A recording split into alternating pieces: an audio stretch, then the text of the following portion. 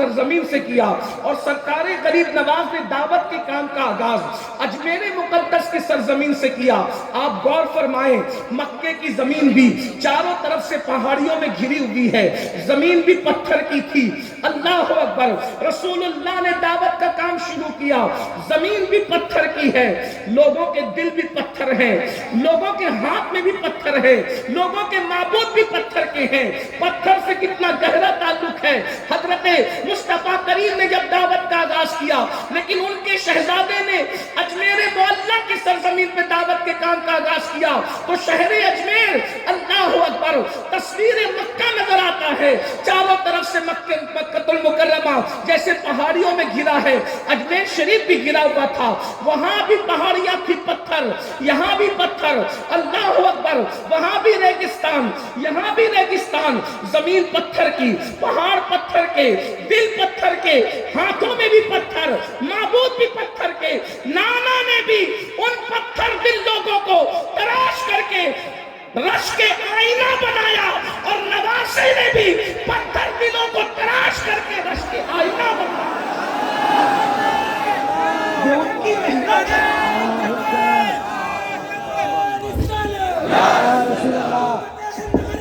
یہ ان کی محنت ہے۔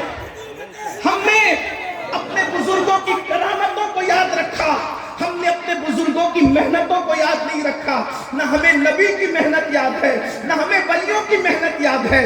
اللہ اکبر، ہم صرف جو ہے بڑی معذرت کے ساتھ کھانے کمانے والے لوگ ہیں، ولیوں کے نام پہ شیرنیاں کھائیں، ولیوں کے نام پر نیاز کھائیں، ولیوں کی محنت کو فراموش کر دیں۔ رسول اللہ کے ٹکڑوں پر پلنے والی قوم سے میں مخاطب ہوں، میں بھی موروثی طور پر حضور کے ٹکڑے پہ پل رہا ہوں، اور تم سب بھی حضور کے ٹکڑوں پہ پل رہے ہو۔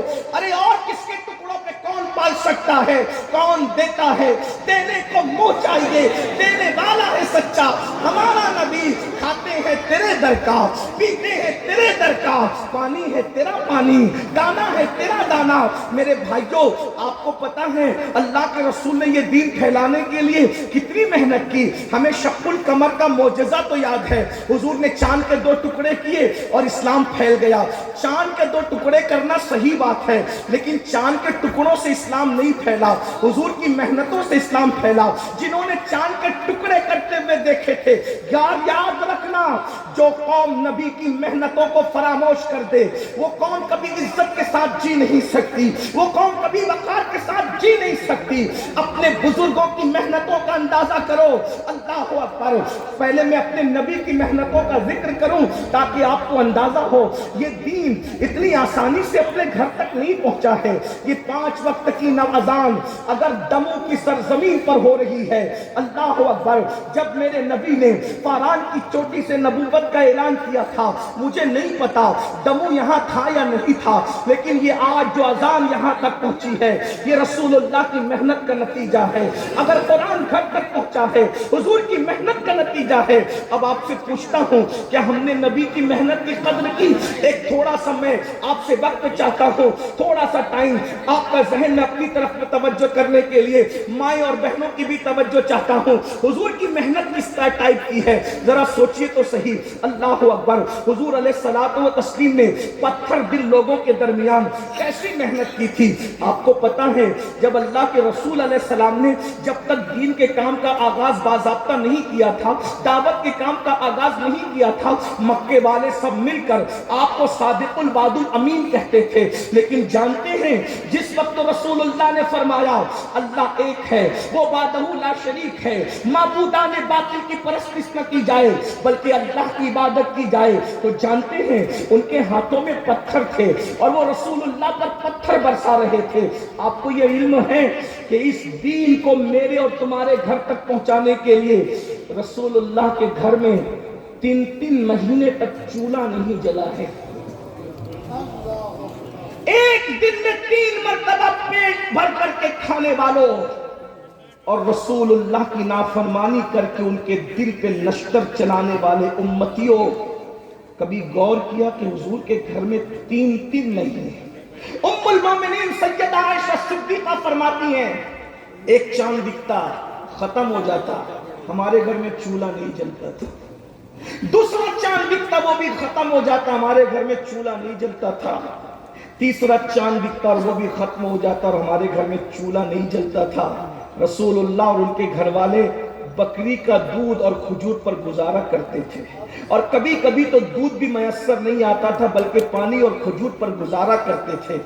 अल्लाह के रसूल को जब पत्थर मारे जाते तो हुजूर के घर में पट्टी बांधने के लिए कपड़ा भी नहीं होता, तो उम्मुल मोमिनीन सैयदा खदीजतुल कुबरा रदी अल्लाह तबारक व तआला अन्हा अपना दुपट्टा फाड़ कर अल्लाह के रसूल के सर पे पट्टी बांधा करती थी। एक वक्त वो आया, हुजूर के घर पे इतने पत्थर बरसे कि हुजूर को अपना घर छोड़ना पड़ा। मक्का बाद में छोड़ा, पहले अपना घर छोड़ा, और अपना घर छोड़ने के बाद हुजूर अलैहिस्सलाम एक सहाबी जिनका नाम अरकम था, अरकम नाम के सहाबी के घर में रुके, जिसको दारे अरकम कहते हैं। ये पहाड़ की चोटियों के बीच में था, दारे अरकम में हुजूर रहते थे। और जब सहाबा हुजूर से मिलने जाते थे तो चलकर नहीं जा सकते थे। सहाबा किराम जब अल्लाह के रसूल अलैहिस्सलाम से मिलने जाते तो चलकर नहीं जा सकते थे, बल्कि घुटनों और हाथों के बल चलते हुए जाते थे। इस अंदाज से, इसी में बस नहीं, जरा गौर कीजिए, अपने बाप, अपने बड़े भाई और अपने दादा की मेहनतों का एहसास करने वालों, अपने नबी की मेहनत का एहसास कब करोगे? जब अल्लाह के रसूल सल्लल्लाहु अलैहि वसल्लम ने दीन का काम नहीं छोड़ा, दावत देना नहीं छोड़ा, तो मक्के के कुछ गुंडों ने अबू लहब से कहा कि मोहम्मद अरबी की 2 बेटियां तुम्हारे बेटों के निकाह में है, एक का नाम उम्मे कुलसूम और एक का नाम रुकैया है, और नबी अपनी बेटियों से बहुत प्यार करते, इन दोनों बेटियों को तलाक दे दो। जब मोहम्मद अरबी की बेटियां तलाक पा करके घर जाके बैठेगी, जवान बेटियां जब घर जाके बैठेगी तो ये इतना टेंशन लेंगे कि कभी घर के बाहर नहीं निकलेंगे। मोहम्मद अरबी को ज़हनी तौर पर बहुत प्रेशर करो, इनको बहुत दबाव बनाओ, इनको इनके ज़हन के ऊपर। तो पता है, इसी दीन के लिए जिसका मुझे और आपको एहसास वो नहीं है जो होना चाहिए, इस अल्लाह के दीन की खातिर, गलबे दीन की खातिर अल्लाह के रसूल अलैहिस्सलाम की दोनों बेटियों को तलाक दी गई। अल्लाह किसी बाप को वो दिन न दिखाए कि उसकी बेटी तलाक पा करके घर आए, लेकिन जाकर उस बाप के दिल से पूछो, जिसकी बेटी तलाक पाके घर आती है तो उस बाप की नींदें उड़ जाती है। मुसलमानों, रसूलुल्लाह से इश्क करने वालों, जरा अपने जमीन की अदालत में खड़े होकर अपने दिल से पूछो, जब नबी की 2 बेटियों को एक ही दिन में एक साथ तलाक दी गई होगी तो उस वक्त हुजूर के दिल पे क्या गुजरी होगी। ये दीन इतनी आसानी से नहीं मेरे भाई हम तक पहुंचा है। हुजूर की शहजादियों को 2 बेटियों को तलाक दी गई, और मक्के के वो गुंडे जो हुजूर अलैहिस्सलाम की बेटियों को तलाक दिलवाने में पेश थे, अब वो छुप छुप के देख रहे थे कि मोहम्मदी अरबी की बेटियां जब वापस तलाक पा करके घर लौटेगी तो अब ये कभी भी घर के बाहर नहीं निकलेंगे, मगर तारीख की औलाद गवाह है, सीरत मुस्तफा गवाह है। हुजूर घर के बाहर निकल रहे थे और शहजादियां दुपट्टे से आंसू पोंछते हुए घर के अंदर की तरफ आ रही थी। सरकार ने फरमाया, मेरी बेटियों क्यों रो रही हो, रोने की वजह क्या है? तो कहा, बाबा आपकी बेटियों को उन्होंने तलाक दे दिया, तुम्हारा कसूर क्या है? तुमने क्या गलती की थी कि तलाक पड़ गई? बाबा इसलिए तलाक दी कि हमारा बाबा उनको जन्नत की तरफ बुलाता है, हमारा बाबा उनको दीन की तरफ बुलाता है, इसलिए हमें तलाक दे दी गई। बाबा उस वक्त मक्के के लोग सोच रहे थे अब कभी ये घर के बाहर नहीं निकलेंगे, मगर हुजूर को दीन से इतना प्यार था, सरकार ने बेटियों के सर पे हाथ रख के कहा, अल्लाह तुम्हें सब्र का अज्र देगा, मैंने दीन के रास्ते में कदम बाहर निकाल दिया है, अब मैं इसको अंदर वापस नहीं ले जा सकता, जाओ सब्र करो, इसका सिला अल्लाह तुम्हें अता फरमाएगा। ये हुजूर की कुर्बानी इसी पे बस नहीं, 3 साल तक पूरे खानदान के साथ अल्लाह के रसूल को एक घाटी में कैद कर दिया गया, सोशल बाइकाट, और उस घाटी को शाब अबी तालिब कहते हैं। जब कभी गंदी फिल्में देखने का दिल चाहे तो अपने नबी की इस मुसीबत को याद कर ले। जब कभी मस्जिदों को वीरान करने का दिल चाहे तो हुजूर की इस मेहनत को याद कर लेना। जब कभी सूद के लुक़्मे हलक के नीचे उतारने को दिल चाहे तो रसूलुल्लाह की इन मेहनतों को याद कर लेना। जब कभी बेटी की शादी में डीजे बजाने को दिल चाहे तो हुजूर अलैहिस्सलाम की इन मेहनतों को याद कर लेना।